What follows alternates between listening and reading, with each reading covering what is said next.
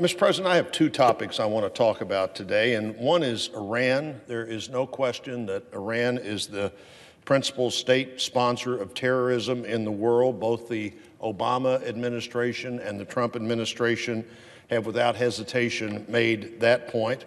The Iranian regime provides money. It provides material support for groups like Hamas and Hezbollah and a host of other terrorist groups. They've threatened to wipe out one of our closest allies, Israel. Their threat is frankly, to wipe Israel off the map. And they've systematically trampled on the fundamental freedoms that all people everywhere would want to have. And they have done that by taking those freedoms away from their own citizens and those human rights away from their own citizens. In recent days, we've really seen what happens after a decade of that kind of corruption and oppression. Protesters began a week ago to protest. It was, by all accounts, unexpected by the previous protest groups, by the military, or by the government, but it spread to at least 50 cities where brave people wanting to stand up and in the streets standing up by thousands have protested a government that denies them their rights and a government that has impoverished their country while it funnels billions of dollars to terrorists across the world and across the Middle East. Where did those dollars come from?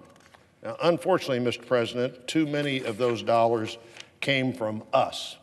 I came to the floor in this spot nearly 2 years ago to ask that same question about where that money came from after the Obama administration paid Iran what amounted to $1.7 billion in what appeared to be the ransom for the release of 5 American hostages, but what at the time was explained as, well, this is just money that we've had for a long time that was part of a economic agreement, a foreign military sale that we've held on to, and it just turned out that the story was not true, Mr. President. We later learned that $400 million of that payment was delivered in pallets of cash that came off an airplane, and pallets stacked high with cash, and that on top of the $100 billion in sanction relief, we had another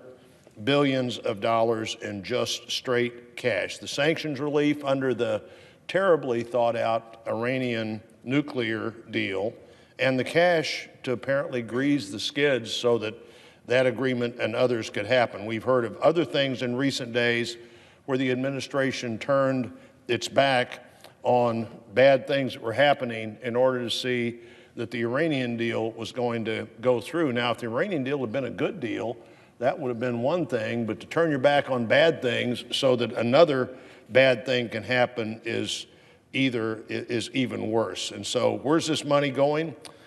Protesters have seen that the money that we delivered to them and the sanctions relief that we delivered to them didn't go to them and didn't go to their economy. It continued to finance terror around the world and war in other countries.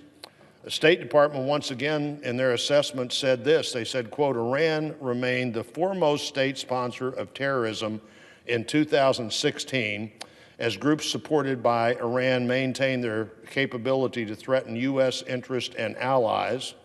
The Iranian Islamic Revolutionary Guard, the Quds Force, along with Iranian partners, allies, and proxies, continued to play a destabilizing role in the military conflict in Iraq and in Syria and in Yemen, in the State Department quote. And you know, those assessments always come about a year late after you've had time to assess the previous year. I have no doubt, Mr. President, that that same assessment for 2016 will also be the assessment for the year we just ended, 2017. And frankly, the Iranian people are tired of it. They're angry. They're putting their lives on the line to protest the regime. The response of the Iranian government has been predictable. First of all, they blamed others for creating these problems. They said we were agitating those freedom fighters in their country, those freedom protesters. They censored access to the social media. They cracked down by arresting hundreds of people. The reports are that at least 20 people have been killed. It's clear that their behavior hasn't changed, that the hope that the Iranian deal would somehow bring the long sought after moderates in the current government to the forefront have not happened. We should support the Iranian people. I join the administration in expressing my support for the men and women, young and old, and the courage that they have as they stand up and try to achieve the greatness of that country with its long heritage and its incredible assets in location and in resources should be able to achieve. And, Mr. President, they just have not been allowed to do that.